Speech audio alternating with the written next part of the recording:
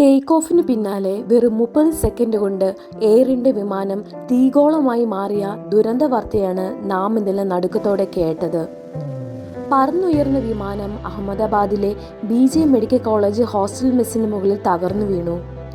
വിമാനം തകരുമെന്ന് ഉറപ്പായ നിമിഷം പൈലറ്റ് മേഡേ മേഡേ മേഡേ എന്ന് വിളിച്ചു പറഞ്ഞു. ജീവൻ വരെ നഷ്ടപ്പെട്ടേക്കാവുന്ന ഏറ്റവും അടിയന്തരമായ ഘട്ടത്തിൽ പൈലറ്റ് ATCക്ക് നൽകുന്ന അപായ സൂചനയാണ് മേഡേ കോൾ. എന്നെ രക്ഷിക്കൂ എന്നാണ് ഇതിൻ്റെ അർത്ഥം. വിമാനത്തിൽ 230 യാത്രക്കാരും 12 ക്രൂ മെമ്പേഴ്സും ഉണ്ടായിരുന്നു. അതിൽ 241 പേർക്കും ജീവൻ നഷ്ടമായി. വിമാനത്തിൽ ഉപയോഗിക്കുന്ന ഫ്യൂവൽ എന്നത് പെട്രോളിനേക്കാളും ഡീസലിനേക്കാളും വളരെ ക്ഷമതയുള്ളതായതിനാൽ അതിന് സ്ഫോടന സ്വഭാവമുള്ളതായിരിക്കും. ഈ അപകടവും അത്തരത്തിൽ സ്ഫോടന സ്വഭാവമുള്ളതായിരുന്നു എന്ന് വിമാനാപകടത്തിൽ നിന്നും രക്ഷപ്പെട്ട രമേശ് വിശ്വാസ് പറഞ്ഞു. ഈ അപകടത്തിൽ നിന്നും രക്ഷപ്പെട്ട ഏക വ്യക്തിയാണ് രമേശ് വിശ്വാസ്.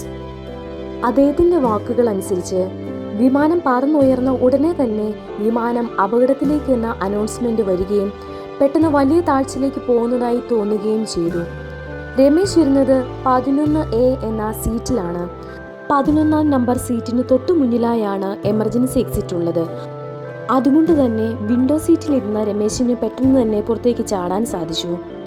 ആ സമയത്ത് താനൊന്നും ആലോചിച്ചില്ല എന്നും വളരെ പെട്ടെന്ന് തന്നെ സീറ്റ് ബെൽറ്റ് അഴിച്ച് അതിനുശേഷം എക്സിറ്റിലൂടെ പുറത്തേക്ക് ചാടുമ്പോൾ എത്രത്തോളം ഉയരത്തിലാണ് എന്നുപോലും ചിന്തിച്ചില്ല എന്നും കുടുംബം മാത്രമായിരുന്നു മനസ്സിലെന്നും രമേശ് കൂട്ടിച്ചേർത്തു.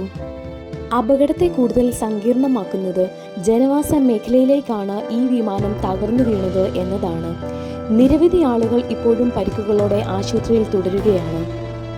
പ്രവചനാതീതമായ ഇത്തരത്തിലുള്ള ദുരന്തം ഇനി ഒരിക്കലും നടക്കാതിരിക്കട്ടെ. ദുരന്തത്തിനിരയായി മരണത്തിന് കീഴടങ്ങിയവർക്ക് ഹൃദയവേദനയോടെ ആദരാഞ്ജലികൾ അർപ്പിക്കുകയും കുടുംബാംഗങ്ങളുടെ തീവ്ര ദുഃഖത്തിൽ രാജ്യത്തിനൊപ്പം പങ്കുചേരുകയും ചെയ്യുന്നു. പരിക്കേറ്റ് ആശുപത്രിയിൽ പരിചരണത്തിൽ കഴിയുന്നവർ എത്രയും പെട്ടെന്ന് സുഖം പ്രാപിച്ച് ജീവിതത്തിലേക്ക് തിരിച്ചു വരട്ടെ എന്ന് പ്രത്യാശിക്കുകയും ചെയ്യുന്നു.